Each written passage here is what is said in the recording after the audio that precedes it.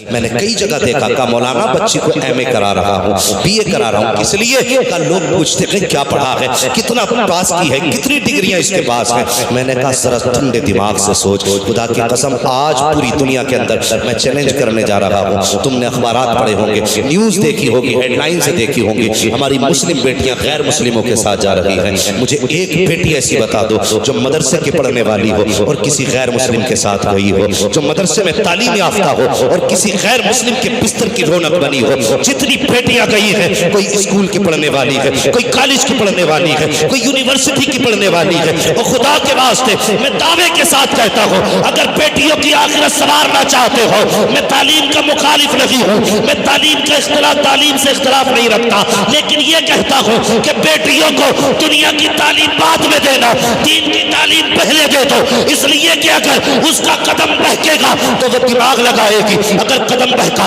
تو باپ کی عزت چلی جائے گی، قدم بہکا تو باپ کی آبرو چلی جائے گی، اگر غلط قدم اٹھایا تو بھائی رسوا ہو جائے گا، اگر میں نے غلط فیصلہ کیا تو خاندان کی عزت چلی جائے گی۔ یہ کب ہوگا؟ یہ تب ہوگا جب بیٹی کو کنیز فاطمہ بنایا جائے گا، مصطفیٰ کی شہزادی کی تعلیم سے جوڑا جائے گا۔ اگر تیری بیٹی قرآن کی قاریہ بن گئی تو کوئی باپ روئے گا نہیں، بلکہ غریب باپ بھی فخر سے کہے گا کہ میرے گھر میں جو بیٹی آئی ہے اس بات پہ مجھے شرم نہیں آتی بلکہ مجھے فخر ہے، میں قاریہ قرآن بیٹی کا باپ بنا کر کے دنیا میں بھیجا گیا۔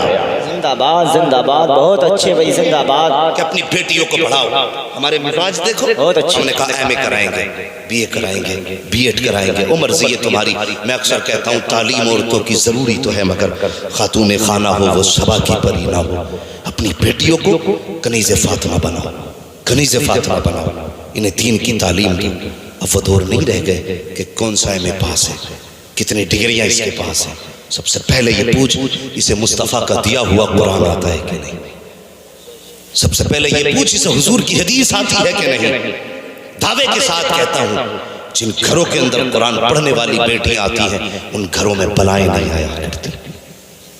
آج جا کر کے دیکھو کون سے مزار پہ بھیڑ نہیں ہے، ایسی لٹیرے بیٹھے۔ اگر دماغی توازن خراب ہے تو کہہ رہے ہیں اس پہ 6 سوار ہیں، اس نے ٹھیکہ لے رکھا ہے، جتنا چاہتا کتاب کھول کے نکال دیتا، 12 کا اثر ہے۔ او بھائی اگر گھروں میں سکون چاہتے ہو، کتنے گھر تمہیں بتائیں جو غلط بہوؤں کی وجہ سے ویران ہو گئے۔ ہاں برا مت ماننا اگر کوئی اس مرض کا شکار ہو تو، اللہ ماشاءاللہ کسی ایک پہ اثر ہو گیا، یہ کہ 100 کی 100 بھی مارے تو 100 کی 100 پہ اثر ہے۔ گھر کے گھر تباہ ہو گئے۔ اور سیدھا سادہ آدمی اگر میاں نے کہہ دی کہ 40 جمعراتیں آنی ہیں تو نماز چھوٹے، جمعہ چھوٹے، حج چھوٹے، زکوٰۃ چھوٹے، یہ سب چھوٹ جائے، میاں کا کہنا ہوا کہی ہوئی بات نہیں چھوٹنی چاہیے۔ اسے جانا ہے 40 جمعراتوں تک، چراغ بھی جلا رہے ہیں، ہاں 40 جمعراتیں یہاں گزارنی ہے۔ وہ اللہ کے بندے میں دعوے کے ساتھ کہتا ہوں تجھے میاں نے کہا تھا نا 40 جمعراتیں یہاں گزارنی ہے، اور تیرے گھر میں کتنی بھی بڑی بلا تھی نا تو 40 دن اللہ کے گھر مسجد میں گزار دیتا، صرف مسجد میں 40 دن گزار دے۔ خدا کی قسم میاں کا دیا ہوا تعویذ اتنا سکون نہیں دے سکتا جتنا سکون اللہ کے گھر میں 40 دن تیری نمازیں پڑھنا تجھے دے سکتے ہیں۔ کس جگہ پہ چلے ہیں ہم، کہاں جا رہے ہیں ہم؟ دین سے دور ہو گئے، بہت دور ہے تعلیم سے ہم۔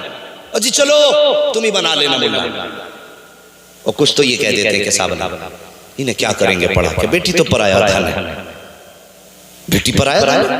مجھے ایک بات بتائیے، جب یہ تمہارے گھر میں پیدا ہوئی تم نے کہا پرایا دھن ہے، جب سسرال گئی تو انہوں نے کہا یہ پرائے گھر کی ہے۔ مجھے یہ فیصلہ کر کے بتاؤ اس بیٹی کا اپنا گھر کون سا ہے؟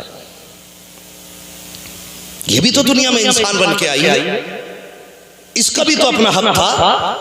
باپ نے کہا پرایا دھن، سسرال والوں نے کہا پرائے گھر سے آئی ہے، 18 سال تک یہ سنتی رہی اسے پرائے گھر جانا ہے، اور باقی کی زندگی کے سال اس نے یہ سن کے گزار دیے کہ یہ پرائے گھر سے آئی ہے۔ مجھے فیصلہ کر کے بتا اس کا اپنا گھر کون سا ہے، بتایا جائے کیا اس بیٹی کو کوئی گھر دیا کہ نہیں؟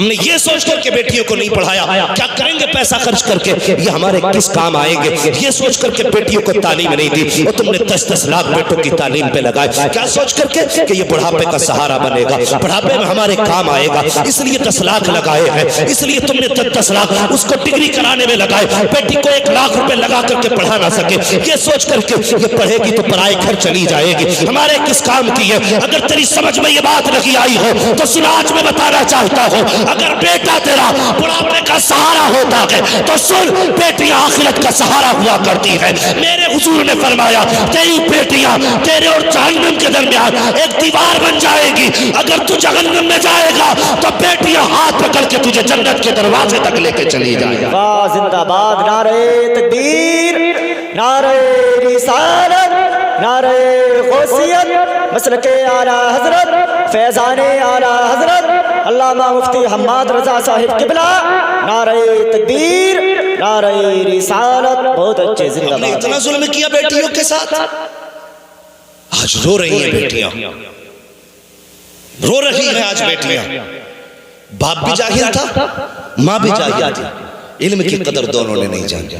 اگر تم چاہتے ہو نا آنے والی نسلیں بہتر ہو تو خدا کی قسم ان بچوں کو گودیں اچھی دے دو۔ اگر گودیں اچھی ہوں گی تو نسلیں بھی اچھی ہوں گی۔ ہاں، جس طرح اچھی فصل کے لیے اچھی زمین ضروری ہوتی ہے، اسی طرح اچھی نسل کے لیے اچھی ماں ضروری ہوتی ہے۔ یہ یاد رکھنا، اچھی نسل کے لیے اچھی ماں ضروری ہے۔ اگر تمہاری بیٹی نے صرف 2 سال بھی مدرسے میں گزارے ہوتے نا اور بچہ روتا نا تو وہ موبائل بجا کے کان پہ نہ رکھتی، کم سے کم اتنا تو کرتی کہ گانے کی جگہ مصطفیٰ کی نعت لگا دیتی۔ لیکن پوری زندگی باپ کے گھر ناٹک دیکھتے رہی، سیریلوں میں جوانی گزر گئی، جب بچہ رویا پھر گانا لگا کے دے دیا۔ اور لوگ، ہماری قوم کے کتنے سیدھے لوگ ہیں، کہتے نہیں 12 سال تک تو بچے ہوتے، 12 سال تک بچے ہوتے، ابھی کوئی بات نہیں ہے۔ اگر 8 سال میں بچہ کسی کا انڈا چرا لائے نا، اماں کہتی بھی بچے ہی تو چھوڑو جی، ابھی بچے یہ نہ سمجھی میں لے آیا۔ نہیں، بچے کی پرورش 10 سال یا 8 سال کے بعد نہیں، بچے کی تربیت تب سے شروع ہو جاتی ہے جب بچہ ماں کے شکم میں آتا ہے۔ جی بالکل حق۔ میں آپ کو کہانی نہیں سنا رہا ہوں، یہ زندگی کا حرف آخر بتا رہا ہوں۔ اگر اس کو سننے کے بعد بھی غفلت کی تو کوئی بچانے والا نصیب نہیں ہوگا، نہ میاں کے تعویذ بچا پائیں گے، نہ میاں کے گنڈے بچا پائیں گے۔ یہ یاد رکھنا، بچہ تبھی سے تربیت کے لیے متوجہ ہو جاتا ہے جب ماں کے شکم میں آتا ہے۔ وہ بچہ نہیں، میرے استاذ گرامی نے بھی بتایا، سرکار غوث پاک، اللہ اکبر، پوچھو نا علماء سے، دنیا میں تشریف لائے، ماں استاد کے پاس لے گئی، پڑھائیے نا حضرت میرے بچے کو۔ استاد نے بسم اللہ پڑھائی، پڑھنا شروع کیا، 17 یا 14 پارے پڑھ ڈالے۔ استاد نے کیا کہا، جہاں اتنے پارے حفظ کیے اتنے باقی بھی وہیں کر لیتے۔ تو آپ نے کیا فرمایا تھا، کہا استاد جس درسگاہ میں نے اتنے پارے یاد کیے ہیں اس درسگاہ میں اتنی پڑھائے جاتے ہیں۔ استاد نے کہا کیا بات، کہنا کیا چاہتے ہو؟ فرمانے لگے یہ میں کسی مکتب میں نہیں سیکھ کے آیا، یہ میں نے ماں کی گود میں سیکھے۔ واہ زندہ باد، بہت اچھے۔ ماں کی گود میں سیکھے، ایسی کتنی باتیں تمہیں بتاؤں، ماں کی گود میں سیکھے۔ اس لیے میں کہتا ہوں اگر نسل اچھی چاہتے ہو تو گودیں اچھی دو۔ ہاں، اگر بیٹی کتا بلا پڑھ کے آئے گی تو تیرے بیٹوں کو کتا بلا پڑھا پڑھے گی۔ اگر ماں قرآن والی ہوگی تو بیٹے بھی قرآن والے ہوں گے، ماں حدیث والی ہوگی تو بیٹے بھی حدیث والے ہوں گے، ماں اگر دین والی ہوگی تو بیٹے بھی دین والے ہوں گے۔ اللہ اکبر، خدا کے واسطے بیٹیوں کے ساتھ ناانصافی نہ کرو۔ باپ بھی جاہل تھا، کہتا رہا پرایا دھن ہے، ماں بھی جاہل تھی، کہنے لگی پردیس جانا ہے، سسرال پہنچی ہے تو وہاں بھی سارے جاہل ملے، سسر بھی جاہل ہے، ساس بھی جاہل ہے۔ اسے کیا اچھا لگتا ہے، اسے اچھا لگتا ہے مجھے اٹھ کے چائے پلائے، ٹائم سے کھانا دے، میرے کپڑے وقت پہ دھو کے دے۔ بڑھیا کہتی مجھے اماں اماں کہہ کے پکارے۔ اگر نماز میں بہو لگ جائے تو جاہل ساس سسر ہوتے ہیں تو کہتے ہیں مسلح پہ پڑی رہتی ہے، باقی کا کام کون کرے گا؟ خدا کے واسطے اگر ان میں علم ہوتا تو تیری بیٹی کو پرایا دھن نہیں کہا جاتا، اگر ان کے پاس علم ہوتا تو پرائے گھر کی نہ کہا جاتا۔ میکے میں ہوتی تو گھر والے کہتے یہ ہماری ہے، سسرال جاتی تو کہتے یہ ہماری ہے۔ بیٹی آج بے گھر ہے، اگر علم ہوتا تو اسے خدا دو گھر عطا فرما دیتے۔ سبحان اللہ، زندہ باد، بہت اس لیے ضروری ہے کہ بیٹیوں کو تعلیم دو، تعلیم دو. حضرت مفتی صاحب قبلہ کے علاقے میں، میرے استاد گرامی کے علاقے میں آپ چلے جائیے، گھوسی بستی ادھر سائیڈ میں آپ چلے جائیے، اتنا اچھا ماحول ہے، وہاں بیٹیوں کو جائیداد میں حصہ دیا جاتا ہے. لیکن جانتے ہو علاقہ کیسا ہے وہ؟ اس گھر میں ہر گھر کے اندر عالمائیں موجود ہیں. اگر کسی کو خدا نے 7 بیٹیاں دی ہیں نا تو ساتوں کی ساتوں عالم ہیں. 5 بھائی ہیں تو 5 کے 5 عالم ہیں. اتنا اچھا ماحول، جب اس علاقے میں جاؤ نا ایسا لگتا ہے جیسے مصطفیٰ کے مدینے کی بہاریں نظر آ رہی ہیں. جی بے شک. یہ علم کی برکتیں ہیں.